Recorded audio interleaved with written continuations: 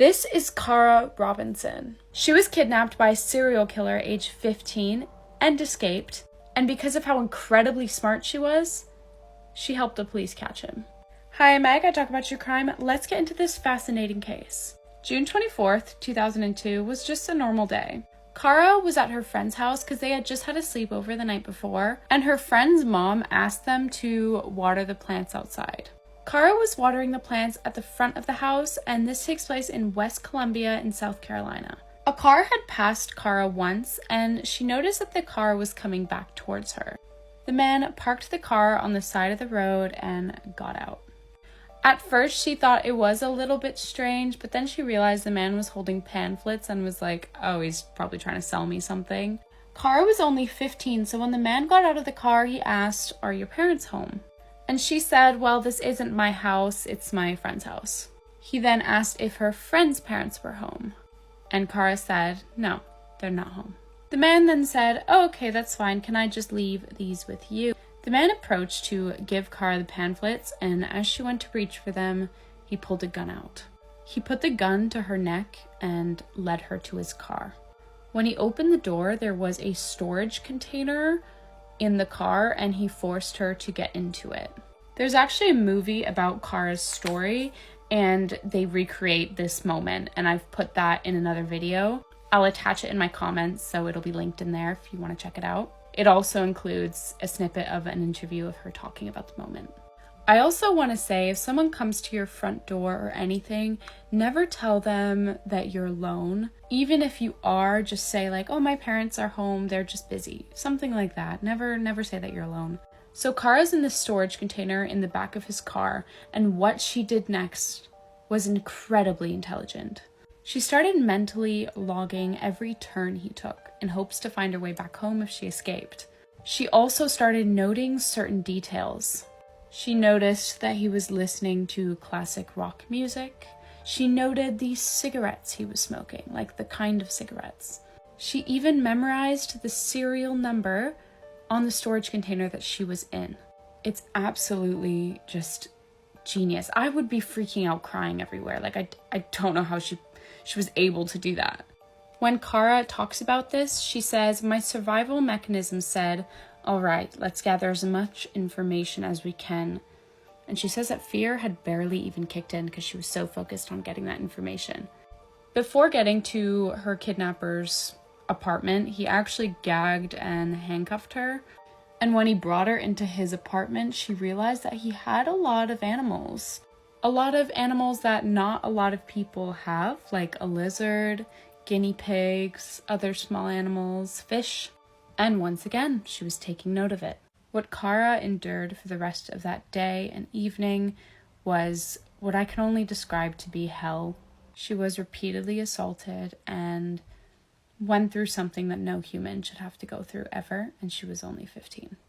And despite the just pure trauma she probably endured in those moments, she managed to stay focused on escaping and coming up with a plan. Cara really found a way of manipulating her captor. She would ask him, like, "Can I do anything for you? Can I do anything to help out?" And so her captor was like, "Yeah, sweep the floor in the kitchen." And so when she was sweeping the floor in the kitchen, she was looking around, gathering as much information about this man as she could. On the fridge was doctor notes, so she had the name of his doctor. She had the name of his dentist. Like, I think if I was her, I'd be paralyzed by fear, and I would just think, like, I'm not going to make it out of here. But she never really thought like that.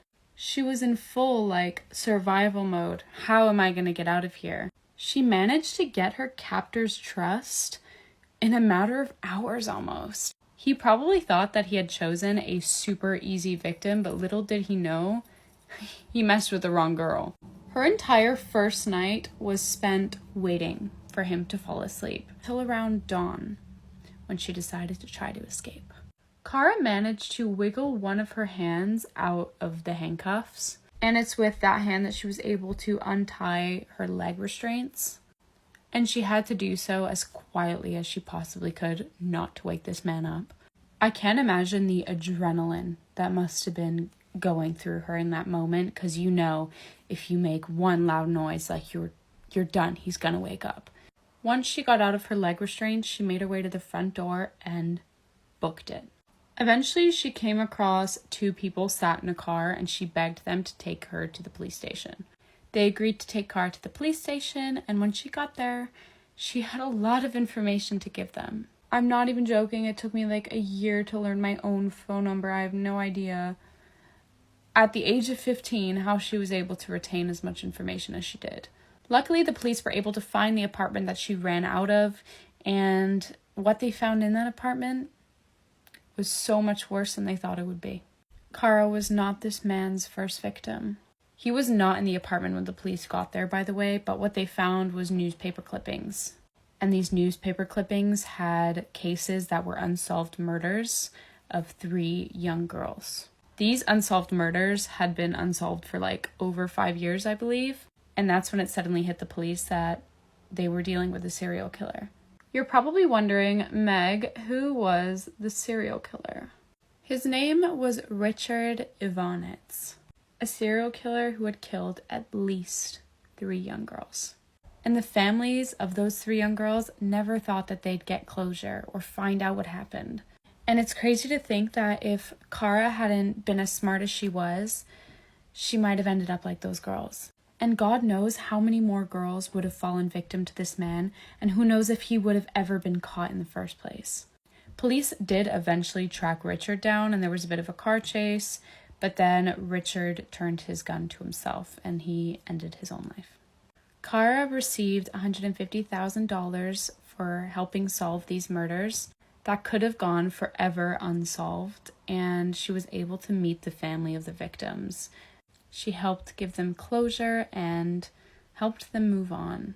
Cara is a very inspirational person. I have watched quite a few of her interviews. She is a dedicated victims advocate, a public speaker, an author, an executive producer, and she's even here on TikTok, I believe. So if you somehow end up watching this, I hope that I did your story justice, and I just want to say that you are, like I said, extremely inspirational.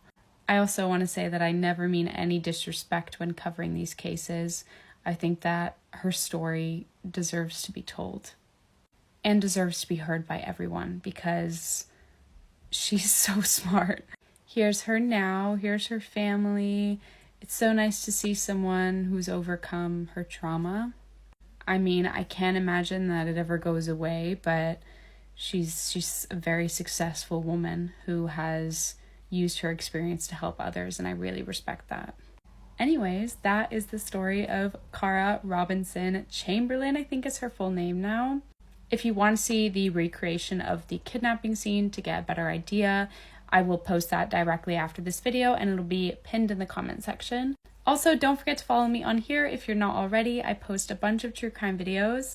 And turn your notifications on so you get notified every time I post a new one. I also have a newish Instagram, and I feel like nobody follows me on there and it's a bit awkward, so please follow my Instagram.